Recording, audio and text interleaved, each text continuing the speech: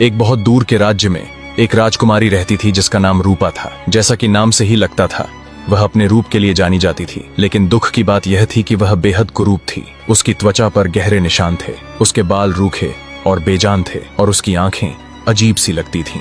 राजकुमारी रूपा इतनी कुरूप थी कि राजा और रानी को डर था कि अगर कोई उसे देखेगा तो वे डर जाएंगे। महल में एक भी दर्पण नहीं था। रूपा ने कभी खुद को नहीं देखा था। वह नहीं जानती थी कि वह कैसी दिखती है। उसे बस इतना पता था कि राजा और रानी उसे बहुत प्यार करते थे, लेकिन साथ ही वे उसे लेकर बहुत चिंतित भी रहते थे। राजा ने एक सख्त नियम बनाया था, रूपा कभी महल से बाहर नहीं जाएगी। उसे लगता था कि बाहरी दुनिया रूपा की कुरूपता को नहीं समझ पाएगी और उसे दुख देगी। पूरा जीवन महल की ऊंची दीवारों के भीतर ही बिताती थी। वह अपनी किताबों में, बगीचे में और अपने पालतू जानवरों के साथ समय बिताती थी। कभी कभी उसे यह जानने की उत्सुकता होती थी कि महल के बाहर की दुनिया कैसी दिखती है, लेकिन वह अपने पिता की आज्ञा का पालन करती थी। एक दिन राजकुमारी रूपा का मन महल की चारदीवारी से ऊब गया। हर रोज वही किताबें, वही बगीचा, वही पालतू जानवर। उसे बाहर की दुनिया देखने की तीव्र इच्छा हुई। उसने अपने पिता की आज्ञा के बारे में सोचा, लेकिन इस बार उसकी उत्सुकता उस डर से कहीं ज्यादा थी। अगली सुबह जब सब सो रहे थे, रूपा ने अपने सबसे पुराने और साधारण कपड़े पहने, अपने चेहरे को एक शॉल से ढका और चुपचाप महल से बाहर निकल गई। पहली बार उसने खुली हवा में सांस ली, पहली बार उसने अपने पैरों के नीचे मिट्टी महसूस की और पहली बार उसने बाहरी दुनिया की आवाजें सुनी। वह उत्सुकता से नगर की गलियों में घूमने लगी। दुकानें रंग बिरंगे सामानों से सजी थीं। लोग एक दूसरे से बातें कर रहे थे, बच्चे खेल रहे थे। रूपा इन सब में इतनी खोई हुई थी कि उसे अपनी शॉल खिसकने का पता ही नहीं चला। अचानक एक छोटा लड़का उसे देखकर चिल्लाया, देखो वो कौन है, वो कितनी अजीब दिखती है। लड़के की आवाज सुनकर आसपास के लोग रूपा की ओर देखने लगे। कुछ फुसफुसाने लगे, अरे बाप रे, ऐसी सूरत तो कभी नहीं देखी। एक औरत ने अपने बच्चे को अपनी तरफ खींचते हुए कहा, देखो बेटा, अगर तुम शरारत करोगे तो तुम्हारी सूरत भी ऐसी ही हो जाएगी। कुछ लोग तो रूपा को देखकर हंसने लगे और उसकी कुरूपता का मजाक बनाने लगे। किसी ने कहा, लगता है इसे भगवान ने बनाना ही छोड़ दिया था। तो किसी ने कहा, ऐसी सूरत लेकर भला कोई कैसे जिंदा रह सकता है। रूपा ने कभी सोचा भी नहीं था कि दुनिया इतनी क्रूर हो सकती है। उसे अपने कानों पर विश्वास नहीं हो रहा था। हर तरफ से उस पर बातों के तीर चल रहे थे। उसका दिल टूट गया, उसकी आंखों में आंसू आ गए और वह बिना कुछ बोले बस वहां से भाग खड़ी हुई। वह नहीं जानती थी कि उसे कहां जाना है, बस उस भीड़ से दूर जाना चाहती थी, उन आवाजों से दूर जाना चाहती थी जो उसके दिल को छलनी कर रही थी। रूपा लोगों के तानों से पूरी तरह टूट चुकी थी। उसका दिल छलनी हो गया था। महल वापस जाने की हिम्मत उसमें नहीं बची थी, क्योंकि उसे लगा कि अब उसे वहां भी सुरक्षित महसूस नहीं होगा जहां उसने अपनी पूरी जिंदगी बिताई थी। वह बस उस दर्द और अपमान से दूर जाना चाहती थी। भागते भागते वह एक प्राचीन मंदिर के पास पहुंची। मंदिर का शांत वातावरण उसे थोड़ा सुकून दे रहा था। वह वहीं एक कोने में बैठकर फूट फूट कर रोने लगी। काफी देर तक वह रोती रही, जब तक कि उसे अपने कंधे पर एक कोमल स्पर्श महसूस नहीं हुआ। उसने ऊपर देखा तो सामने एक वृद्ध पुजारी खड़े थे। उनकी आंखों में दया और समझ थी। उन्होंने रूपा के आंसुओं को पोंछा और विनम्रता से पूछा, पुत्री, तुम इतनी दुखी क्यों हो? क्या बात है जिसने तुम्हारे हृदय को इतना व्यथित कर दिया है? रूपा ने हिचकिचाते हुए अपनी आप बीती सुनाई, कैसे उसे महल से बाहर कदम रखने पर लोगों ने उसकी कुरूपता के लिए मजाक उड़ाया। उसने बताया कि कैसे उसे अपनी सूरत का ज्ञान ही नहीं था और आज वह पहली बार इस कड़वी सच्चाई से रूबरू हुई थी। पुजारी ने रूपा की बात धैर्य से सुनी। फिर उन्होंने एक गहरी सांस ली और बोले, पुत्री, मैं जानता हूँ कि तुम इस समय बहुत पीड़ा में हो, लेकिन मैं तुम्हें सुंदर होने का असली रहस्य बताता हूँ। रूपा ने उत्सुकता से पुजारी की ओर देखा। सच्ची सुंदरता बाहरी रूप में नहीं होती मेरे बच्चे, पुजारी ने समझाया, यह भीतर से आती है। यह तुम्हारे दयालु हृदय, तुम्हारी निस्वार्थता, तुम्हारे पवित्र विचारों और दूसरों के प्रति तुम्हारी करुणा में निहित है। जो लोग तुम्हें कुरूप कहते हैं वे स्वयं ही कुरूप हैं, क्योंकि वे केवल बाहरी आवरण को देखते हैं, आत्मा को नहीं। पुजारी ने आगे कहा, अगर तुम सचमुच सुंदर होना चाहती हो तो अपने भीतर की सुंदरता को पहचानो और उसे निखारो। दूसरों की सेवा करो, जरूरतमंदों की मदद करो और अपने मन में प्रेम और शांति बनाए रखो। जब तुम्हारा आंतरिक प्रकाश चमकेगा तो तुम्हारी बाहरी कुरूपता मायने नहीं रखेगी, क्योंकि लोग तुम्हारे सच्चे स्वरूप को देखेंगे। पुजारी की बातें सुनकर रूपा को जैसे एक नई दिशा मिली। उसकी आंखों से आंसू तो बह रहे थे, लेकिन इस बार वे दर्द के नहीं बल्कि एक नई समझ और आशा के थे। पुजारी ने रूपा की बात पूरी होने पर उसे एक गहरी सांस लेकर गंभीरता से कहा, पुत्री, मैंने तुम्हें सच्ची सुंदरता का रहस्य बताया, लेकिन अगर तुम बाहरी रूप से भी सुंदर होना चाहती हो तो उसका भी एक मार्ग है। यहाँ से 10 कोस दूर एक घने जंगल में एक दिव्य औषधि मिलती है। उसे खाकर कोई भी व्यक्ति अत्यंत सुंदर हो जाता है।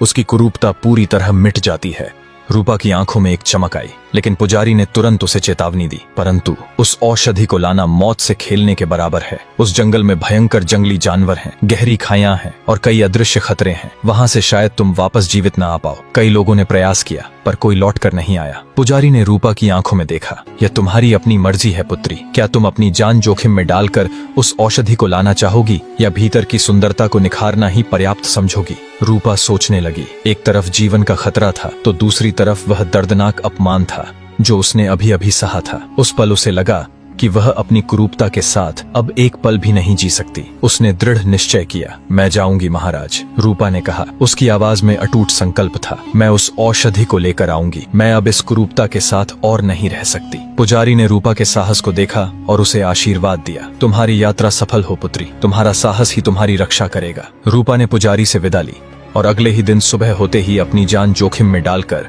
उस दिव्य औषधि की तलाश में निकल पड़ी। उसका रास्ता घने और रहस्यमयी जंगल से होकर गुजरता था, जहां हर कदम पर एक नई चुनौती उसका इंतजार कर रही थी। पहली चुनौती मायावी धुंध का भ्रमजाल। जैसे ही रूपा जंगल में थोड़ी दूर आगे बढ़ी, एक घनी हरी नीली मायावी धुंध ने उसे घेर लिया।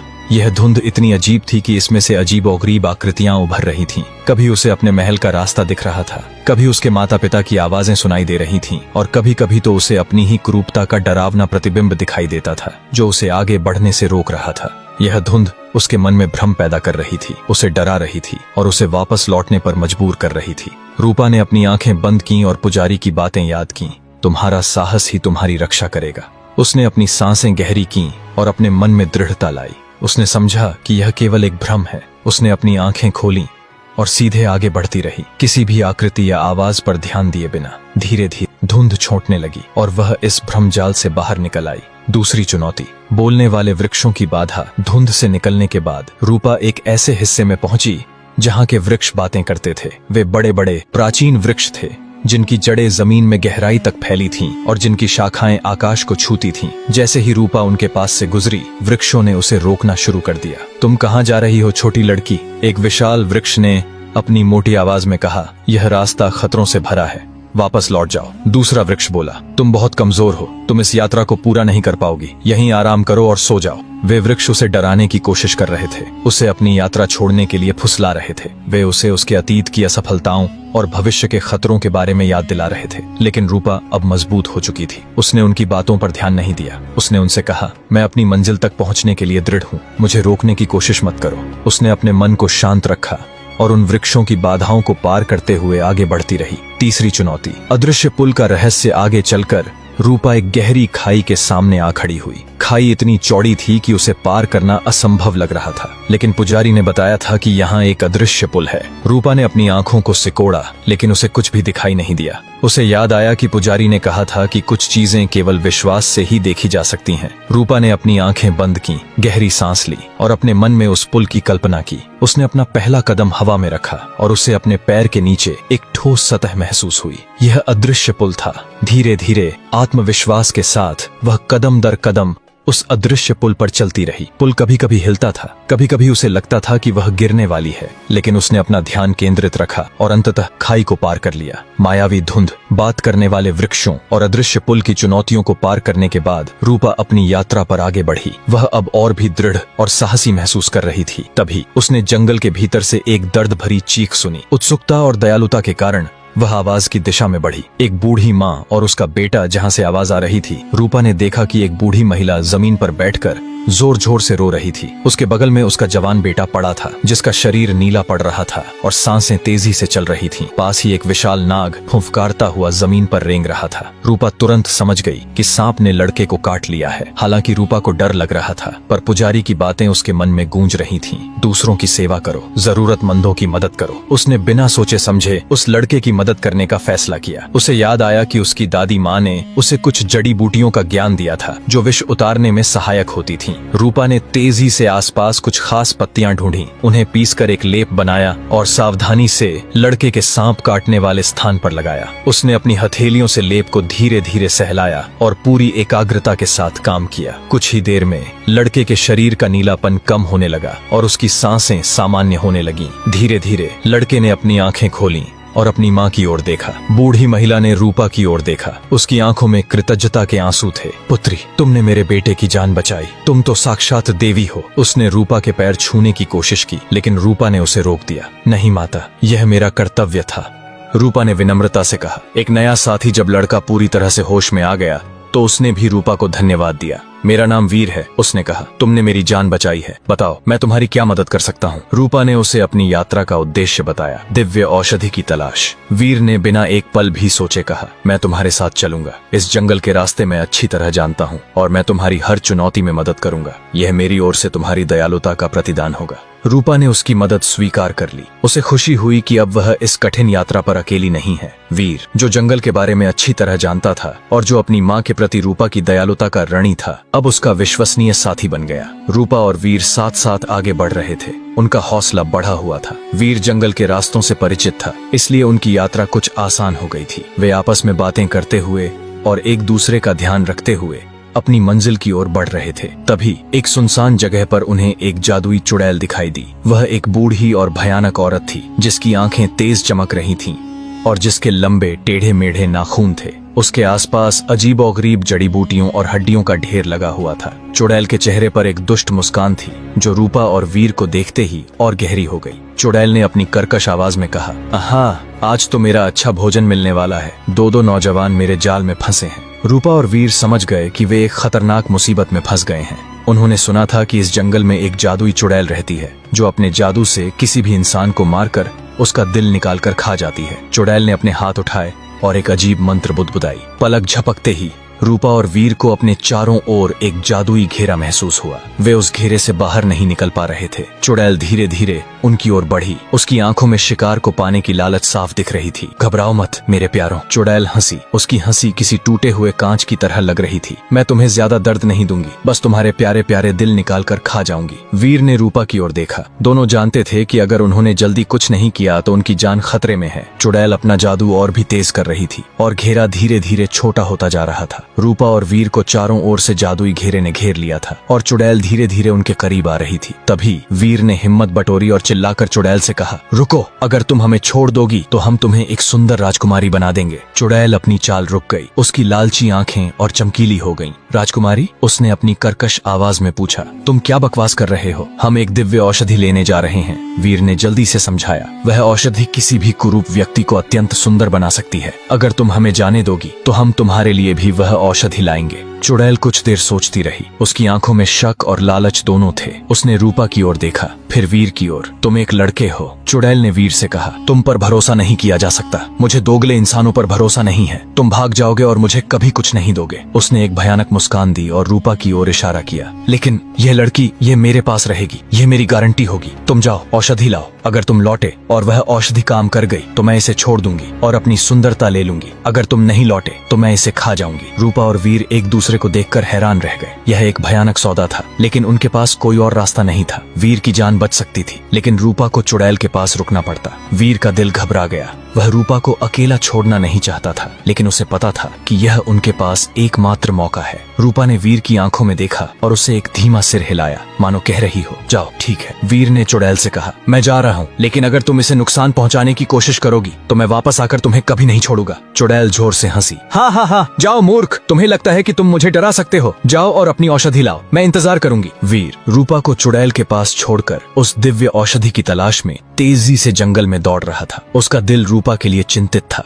लेकिन वह जानता था कि उसे जल्द से जल्द औषधि लानी होगी। मंदिर और देवी का बलिदान। दौड़ते दौड़ते वीर एक प्राचीन मंदिर के पास पहुंचा। मंदिर का वातावरण रहस्यमयी और पवित्र था। जैसे ही उसने अंदर कदम रखा, मंदिर में स्थापित देवी की मूर्ति से एक दिव्य आवाज गूंजी, रुक जाओ युवक, तुम तभी आगे बढ़ सकते हो जब तुम मुझे अपनी जीभ काट कर अर्पित करो, नहीं तो तुम यहाँ से वापस लौट जाओ। वीर यह सुनकर स्तब्ध रह गया। अपनी जीभ काटना, यह एक भयानक बलिदान था, लेकिन उसे रूपा का चेहरा याद आया। चुड़ैल के पास अकेली, उसकी जान खतरे में। उसे पता था कि उसके पास कोई और विकल्प नहीं है। बिना एक पल भी सोचे वीर ने अपने कमर से एक छोटी सी तेज छुरी निकाली। उसने अपनी आंखें बंद की, रूपा को याद किया और हिम्मत जुटाकर अपनी जीभ काट दी। दर्द की एक लहर उसके पूरे शरीर में दौड़ गई और वह घुटनों के बल गिर पड़ा। खून बहने लगा और वह मुश्किल से सांस ले पा रहा था। चमत्कार और आगे का मार्ग। लेकिन तभी एक चमत्कार हुआ। जैसे ही वीर की जीभ कटी हुई देवी की मूर्ति के चरणों में गिरी, एक तेजी से चमकती हुई रोशनी निकली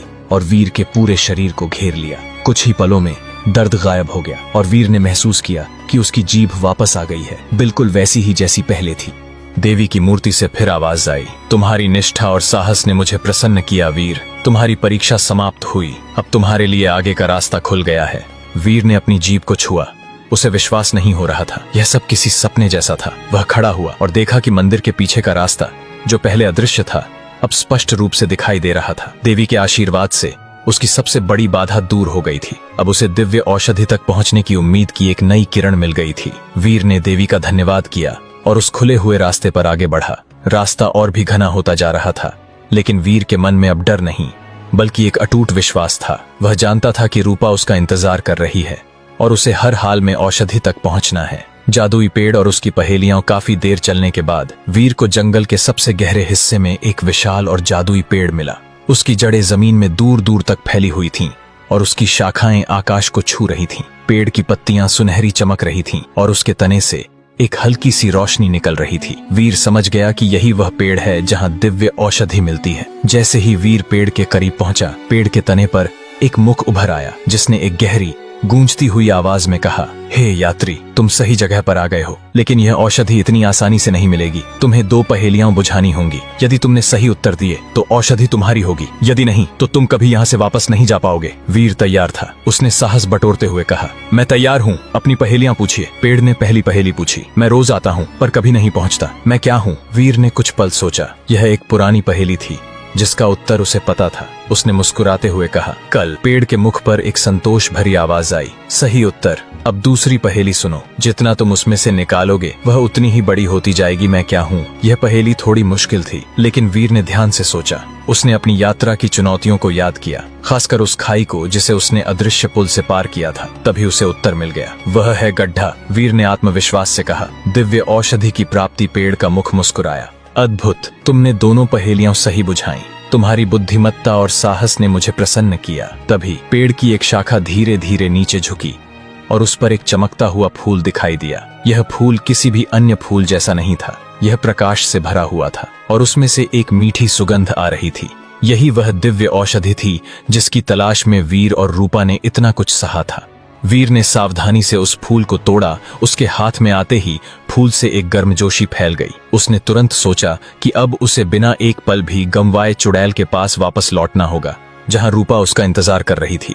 वीर ने दिव्य औषधि लेकर तुरंत चुड़ैल के ठिकाने की ओर दौड़ लगाई। उसके मन में एक ही बात थी, रूपा को बचाना। जब वह वापस पहुंचा तो चुड़ैल अभी भी रूपा के साथ थी, अपनी आंखों में लालच लिए। औषधि का चमत्कार। वीर ने बिना समय गंवाए चुड़ैल को औषधि वाला फूल दिया। लो चुड़ैल, यह तुम्हारी सुंदरता की चाबी है। चुड़ैल ने फूल को लपक लिया। उसकी आंखों में चमक थी, लेकिन अभी भी शक बाकी था। उसने फूल का एक हिस्सा खाया। चमत्कारिक रूप से उसका शरीर चमकने लगा। उसकी झुर्रियां गायब होने लगीं। उसके बाल काले और चमकदार हो गए और उसका भयानक चेहरा एक अत्यंत सुंदर राजकुमारी में बदल गया। उसने खुद को देखा और खुशी से चिल्ला उठी, यह तो सचमुच काम कर गया। उसने अपनी नई सुंदरता पर हाथ फेरते हुए कहा। चुड़ैल अपनी सुंदरता में खोई हुई थी। वीर ने रूपा की ओर देखा। रूपा, तुम भी। उसने औषधि का बचा हुआ हिस्सा रूपा को दिया। रूपा ने भी उसे तुरंत खा लिया और फिर वही हुआ जो चुड़ैल के साथ हुआ था। रूपा का शरीर भी चमकने लगा। उसके निशान गायब हो गए। उसके बाल रेशमी हो गए और उसकी आंखें चमक उठीं। वह भी एक परम सुंदरी राजकुमारी में बदल गई। उसने खुद को देखा और उसकी आंखों में अविश्वास और खुशी के आंसू थे। उसने कभी नहीं सोचा था कि वह इतनी सुंदर दिख सकती है। महल में वापसी और आश्चर्य। चुड़ैल, जो अब एक सुंदर राजकुमारी बन चुकी थी, अपने वादे के अनुसार रूपा को आजाद कर चुकी थी। रूपा ने वीर को गले लगा लिया। दोनों ने एक दूसरे को देखा। उनकी आंखों में प्यार और कृतज्ञता थी। चलो वीर, रूपा ने कहा, अब हमें महल लौटना चाहिए। तीनों, रूपा, वीर और वह सुंदर बनी चुड़ैल, महल की ओर चल दिए। जब वे महल के द्वार पर पहुंचे तो द्वारपाल उन्हें पहचान नहीं पाए। उन्होंने सोचा कि कोई और राजकुमारी और राजकुमार मेहमान बनकर आए हैं। जैसे ही वे अंदर गए, राजा और रानी, जो अपनी बेटी की तलाश में चिंतित थे, उन्हें देखकर स्तब्ध रह गए। उनकी कुरूप बेटी, जो महल से बाहर कदम भी नहीं रखती थी, अब एक इतनी सुंदर राजकुमारी बनकर लौट आई थी, और उसके साथ एक पराक्रमी राजकुमार और एक और सुंदर राजकुमारी थी। महल में हैरानी और खुशी की लहर दौड़ गई। कोई विश्वास नहीं कर पा रहा था कि यह वही राजकुमारी रूपा है जिसे उन्होंने कभी कुरूप कहकर महल में छुपाया था। रूपा ने राजा और रानी को अपनी पूरी कहानी बताई। जंगल की यात्रा, पुजारी का ज्ञान, वीर का साथ और जादुई औषधि। राजा और रानी ने रूपा को गले लगा लिया। उनकी आंखों में गर्व के आंसू थे। उन्होंने वीर को भी धन्यवाद दिया और उसे अपनी बेटी के योग्य वर पाया। चुड़ैल, जो अब एक सुंदर रानी के रूप में बदल चुकी थी, ने भी अपने अतीत के दुष्ट कर्मों को छोड़कर एक नेक जीवन जीने का वादा किया।